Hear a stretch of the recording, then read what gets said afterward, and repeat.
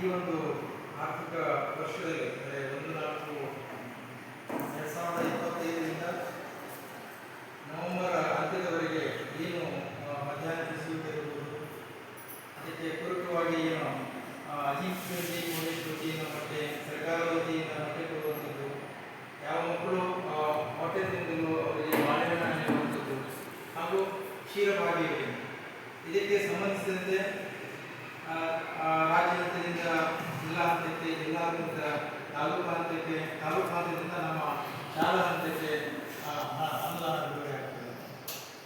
ನಮ್ಮಲ್ಲಿ ಇವರಿಗೆ ದಾಖಲಾಗಿರ್ತಕ್ಕಂಥ ಮಕ್ಕಳು ಸುಮಾರು 74 ಮಕ್ಕಳಿದ್ದಾರೆ. ಅದಕ್ಕೆ ತಕ್ಕಂತೆ ಏನು ಅನುದಾನ ಬಿಡುಗಡೆ ಆಗಿತ್ತು ಈಗ ಏಪ್ರಿಲ್ 1ರಿಂದ ನವೆಂಬರ್ 8 ತನಕ ಏನು ಜಮಾ ಆಗಿದೆ ಹಾಗೂ ಏನು ಖರ್ಚಾಗಿದೆ ಈ ಎಲ್ಲ ಖರ್ಚು ವೆಚ್ಚವನ್ನು ನಗದು ವಹಿ ಆನಂದದಲ್ಲಿ ಬ್ಯಾಂಕ್ ಪಾಸ್ ಪುಸ್ತಕ ಇಟ್ಕೊಂಡು ಪ್ರತಿಯೊಂದು ಯೋಜನೆ ಇಟ್ಕೊಂಡು ಬಂದಿರತಕ್ಕಂಥ ಈ ಪರಿಶೀಲನಾ ತಂಡದವರು ಅದನ್ನು ಪರಿಶೀಲನೆ ನಡೆಸಿದ್ದಾರೆ. ಅದರ ಜೊತೆಯಲ್ಲಿ ಭೌತಿಕವಾಗಿ ಅಡಿಕೋಣೆ ಇರ್ಬೋದು, ದಾಸ್ತಾನು ಕೋಣೆ ಇರ್ಬೋದು, ಬಿಟ್ಟಿರ್ತಕ್ಕಂಥ ಎಲ್ಲ ಸಾಮಗ್ರಿಗಳನ್ನು ಯಾವ ರೀತಿಯಾಗಿ ದಾಸ್ತಾನು ಮಾಡಿಟ್ಟಿದ್ದಾರೆ, ಅಡಿಕೋಣೆಯನ್ನು ಯಾವ ರೀತಿಯಾಗಿ ಗೋಡೌನಾಗಿ ಕೊಟ್ಟಿದ್ದಾರೆ ಮತ್ತು ಏನು ಸರ್ಕಾರ SOPಯನ್ನು ಏನು ಒಂದು ಮಾನದಂಡವನ್ನು ಏನು ಅನುಸರಿಸಬೇಕು ಆ ರೀತಿಯಲ್ಲಿ ಅನುಸರಿಸಿದರೆ ಇರುವುದನ್ನು ಅವರು ಭೌತಿಕವಾಗಿ ಎಲ್ಲರೂ ಕೂಡ ಪರಿಶೀಲನೆ ಮಾಡಿದ್ದಾರೆ.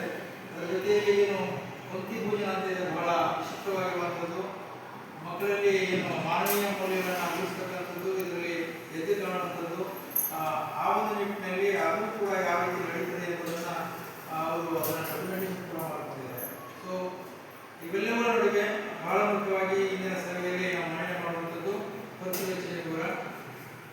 ಈ 1/4/2025ರಿಂದ ನವೆಂಬರ್ 30 ತನಕ ಏನು ಅಮೌಂಟ್ ಬಿಡುಗಡೆಯಾಗಿತ್ತು, ಮೊದಲನೇದಾಗಿ ಅಜೀಮ್ ಪ್ರೇಮ್ಜಿ ಫೌಂಡೇಶನ್ ಅಂದರೆ ವಾರಕ್ಕೆ 4 ದಿನ ಆ ಫೌಂಡೇಶನ್ ವತಿಯಿಂದ ಅನುದಾನ ಬಿಡುಗಡೆ ಆಗ್ತದೆ. ಮಕ್ಕಳಿಗೆ ಮೊಟ್ಟೆಯನ್ನು ವಿತರಿಸಲಿಕ್ಕೆ, ಯಾವ ಮೊಟ್ಟೆ ತಿನ್ನೋದಿಲ್ವೋ ಅವರಿಗೆ ಬಾಳೆಹಣ್ಣು ವಿತರಿಸತಕ್ಕಂಥ ಅನುದಾನ ಕೂಡ ಬಿಡುಗಡೆ ಆಗ್ತದೆ. ಒಟ್ಟು ಜಮಾ ಆಗಿದ್ದು 41,904, ಅದರಲ್ಲಿ 20,946 ರೂಪಾಯಿ ಖರ್ಚಾಗಿದೆ. ಉಳಿದಂತೆ ಅವರು ಬಂದಿರತಕ್ಕಂಥ ಒಂದು ಸಂದರ್ಭದಲ್ಲಿ ನಾವು ನವೆಂಬರ್ ತಿಂಗಳದ್ದು ಮತ್ತು ಅಕ್ಟೋಬರ್ ತಿಂಗಳದ್ದು ಅಮೌಂಟನ್ನು ನಾವು ಖರ್ಚು ಮಾಡಿರಲಿಲ್ಲ. ಅಂದರೆ ಚೆಕ್ ನೀಡಾಗಿತ್ತು, ಆದರೆ ಅದು ಬ್ಯಾಂಕ್ನಲ್ಲಿ ಖರ್ಚು ಇದ್ದಿರಲಿಲ್ಲ, ಹಾಗಾಗಿ ಅದು ಸ್ವಲ್ಪ ಅಲ್ಲಿ ಕೊಟ್ಟಿದೆ. ಸರ್ಕಾರದಿಂದ ಬಿಡುಗಡೆ ಆಗ್ತಕ್ಕಂಥ ಒಂದು ಮೊಟ್ಟೆ ಅನುದಾನ ಜಮಾ ಆಗಿದ್ದು 6,912. ಪೂರ್ವಭಾವಿಯಾಗಿ ಈಗಾಗಲೇ ನಮ್ಮ ತಾಲೂಕು ಹಂತದಿಂದ ಹಣ ಜಮಾ ಆಗಿದ್ದು ಬ್ಯಾಲೆನ್ಸ್ ಇತ್ತು, ಅದನ್ನು ಸೇರಿಸಿಬಿಟ್ಟು ನಾವು 9,534 ಖರ್ಚು ಮಾಡಿದ್ದೇವೆ. ಇಂಧನಕ್ಕೆ ಸಂಬಂಧಪಟ್ಟಂತೆ ಪೂರ್ವಭಾವಿಗೆ ಅಂದರೆ ಏಪ್ರಿಲ್ ಮುಂಚಿತವಾಗಿಯೇ ಅಡ್ವಾನ್ಸ್ ಆಗಿ ಜಮಾ ಆಗಿತ್ತು. ಈ ಅವಧಿಯಲ್ಲಿ ಜಮಾ ಆಗಿದ್ದು ಸುಮಾರು 856 ರೂಪಾಯಿಗಳು, 9,815 ರೂಪಾಯಿ ಖರ್ಚಾಗಿದೆ. ಸಾದಿವಾರು 15,968 ರೂಪಾಯಿಗಳು ಜಮಾ ಆಗಿತ್ತು, ಅದರಲ್ಲಿ 11,430 ರೂಪಾಯಿಗಳನ್ನು ಖರ್ಚು ಮಾಡಿದ್ದೇವೆ.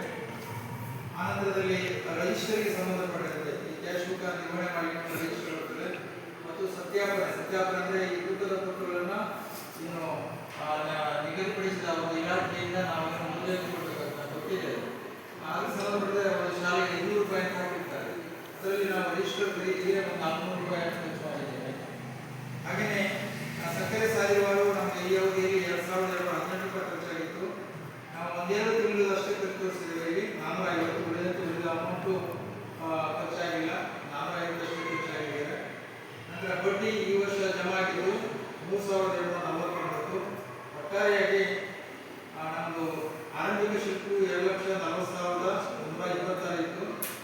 ಈ ವರ್ಷಕ್ಕೂ ಅನುದಾನ ಸೇರಿಬಿಟ್ಟು 3,11,633ರಲ್ಲಿ ನಾವು ಭಾಗಶಃ ಖರ್ಚು ಮಾಡಿರುವಂಥದ್ದು 52,875. ಅದರಲ್ಲಿ ಉಳಿಕೆ 2,58,700 ಅದು ಬ್ಯಾಂಕ್ನಲ್ಲಿ ಖರ್ಚು ಬಿದ್ದಿಲ್ಲ. ಸೊ ಇವಿಷ್ಟು 2,58,752. ಇದರಲ್ಲಿ ಹೆಚ್ಚಿನ ಅಮೌಂಟ್ ಬಡ್ಡಿ ಇದೆ, ಬಡ್ಡಿ ಕೊಡಲಿಕ್ಕೆ ನಮಗೆ ಯಾವುದೇ ರೀತಿ ಅಧಿಕಾರ ಇರಲಿಲ್ಲ. ಸೊ ಅದನ್ನು ಕೂಡ ನಮ್ಮ ಬಂದಿರತಕ್ಕಂಥ ಸೋಷಿಯಲ್ ಆಡಿಟ್ ಹೇಳಿ ಬಡ್ಡಿಯನ್ನು ಖರ್ಚು ಮಾಡಲಿಕ್ಕೆ ಸರ್ಕಾರದಿಂದ ಅಥವಾ ಇಲಾಖೆಗೆ ಸ್ವಲ್ಪ ಒತ್ತಡ ಹೇರಿರುತ್ತದೆ. ಸೊ ಒಂದು ವೇಳೆ ಅದಕ್ಕೆ ನಮಗೆ ಅನುಮತಿ ಸಿಕ್ಕರೆ ನಾವು ನಮ್ಮ ಶಾಲೆಗೆ ಬೇಕಾಗಿ